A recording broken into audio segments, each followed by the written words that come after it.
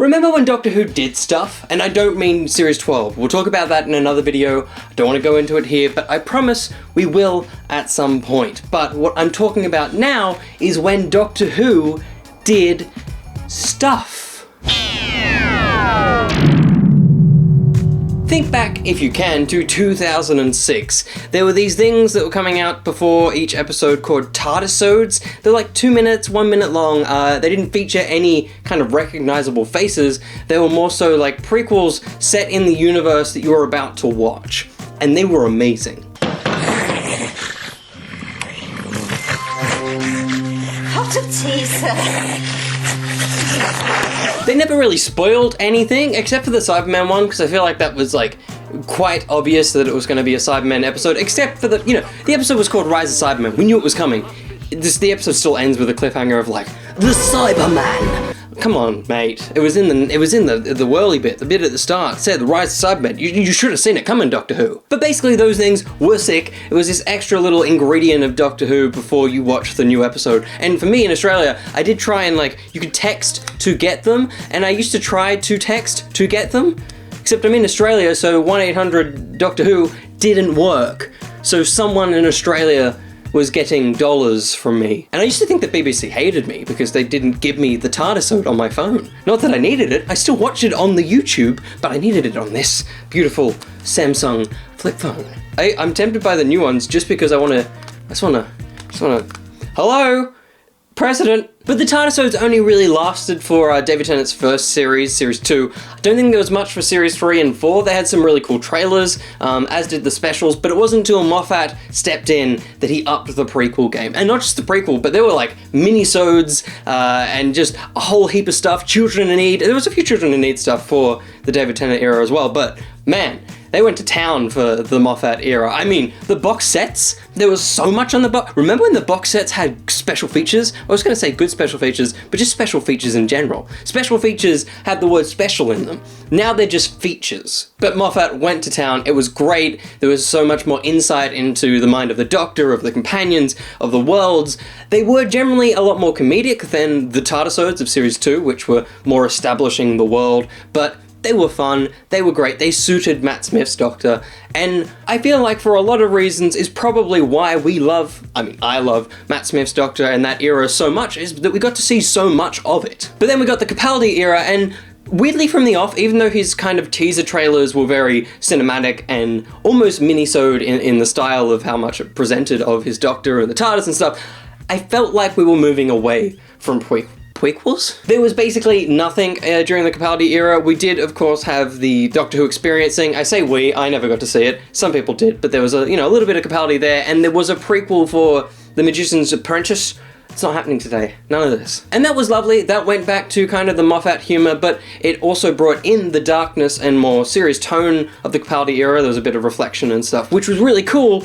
And I just wish we had more of that. From the Capaldi and Moffat era onwards to, Jodie and Chibnall's era, there's just been not much outside of the show. The novels and the audio dramas have been big upped. Big upped, is that a phrase? They're definitely more prevalent for the main fandom, which is great, because for a long time, obviously, Big Finish, we're kind of over here. You either loved it, and you were a big nerd, or you just didn't care about it. And it feels like, because there's a lot more new series, audio dramas, it's being presented to fans a little bit more of an easy thing to access. So there's plenty of adventures going on there, but in terms of extra things for the new series, there's not been much. But why am I making a video about it then if there's not been much? Well, because there's certain things happening in the world at the moment, and a lot of us are spending a lot more time at home. We want new content, and we want new things from the things we love, and apparently they've been hearing it. And by they, I mean lots of different people. And it's all because of bloody Twitter! There's a lot of live party watchings of things, and generally whatever it is, a movie, a TV series, the creators or the people involved in the making of it jump on Twitter and watch and tweet along with us. Which has been really, really cool, and it's provided a lot of insight into things like Doctor Strange and Doctor Who, and there's just been a bunch of it, and it's been really, really cool. But to add an extra level to it, now we're getting brand new content surrounding the things that are being watched. I really should have looked into what came first, but the biggest thing is Chris Chibnall has written this kind of prose thing of all the thoughts the Doctor had as she fell to Earth in The Woman Who Fell to Earth. And it's really great. It's written in the tone of Jodie's Doctor, and it, links that end of Ties Upon a Time, almost forgot there, and The Woman Who Fell to Earth. It just links that geographical, a falling moment, and just adds a little bit more to Jodie's Doctor before she even became the Doctor. It's really cool. But the biggest thing to take away from this short prose, which you can read on the BBC site, I'll try to link everything down below. Yeah, the biggest thing is that Chibnall mentioned, and I've got the quote, I'm not going to try and paraphrase it, I'll just say it. With people staying home and families stuck together, I thought maybe a few little presents from Doctor Who might help. Something to read together or alone. New treats from the people who make Doctor Who. We'll try and post things here once or twice a week. So basically, new adventures from the people who wrote Doctor Who, and a lot of these so far have kind of linked up to a lot of these live watching parties. Now, one of the first ones was from Stephen Moffat, and typical fashion, big promise.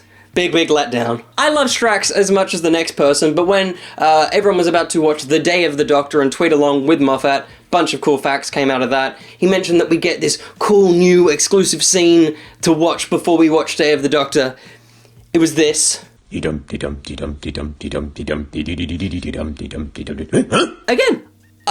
fun, and weirdly actually brought me back to the Moffat era where everything always felt a little lo-fi and... What was the point in this exactly?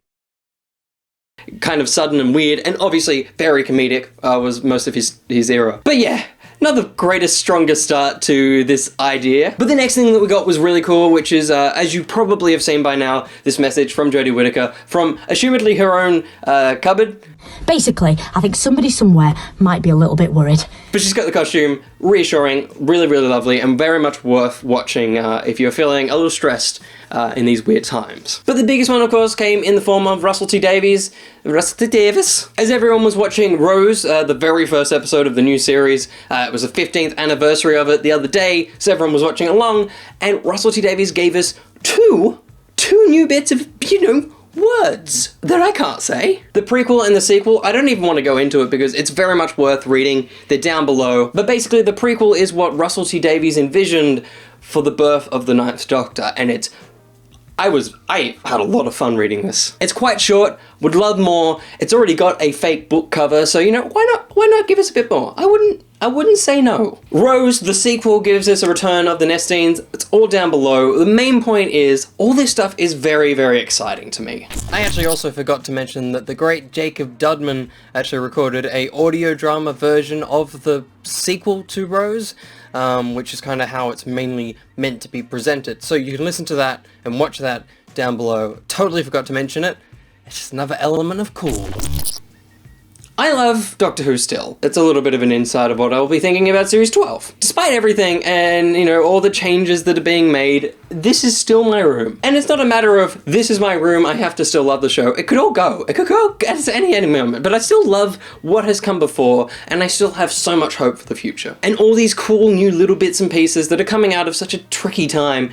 It's just so lovely. It feels like Doctor Who again. And that's what I mean by the return of Doctor Who. If you're like, clickbait, kind of, but I said the return of Doctor Who, and I came to a point about it, so you technically, if there's some sort of copyright strike for this, I made a point, and I stuck by that point, despite the thumb title. Thumb title? What do you think about the new Doctor Who prose that we're getting? It's very exciting for me, but what do you think? Leave a comment down below, and give this video a like if you enjoyed it. I suppose there's end cards and stuff. They'll be somewhere. I haven't designed something for this one. But if you do want to hear me and my old mate Sam talk about Doctor Who Series 12, you can actually just do it a little bit early. It's on the screen now on a channel that I've been living on for like 2 years, I guess. But thank you for sticking around if you have stuck around. We'll see what happens. I enjoyed making this. I enjoyed talking with you guys. Until the next one.